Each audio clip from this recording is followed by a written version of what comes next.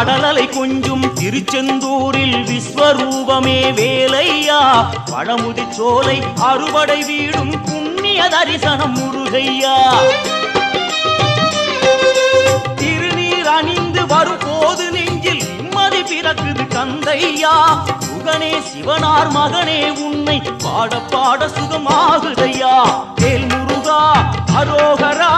அரோகரா வேல் முருகா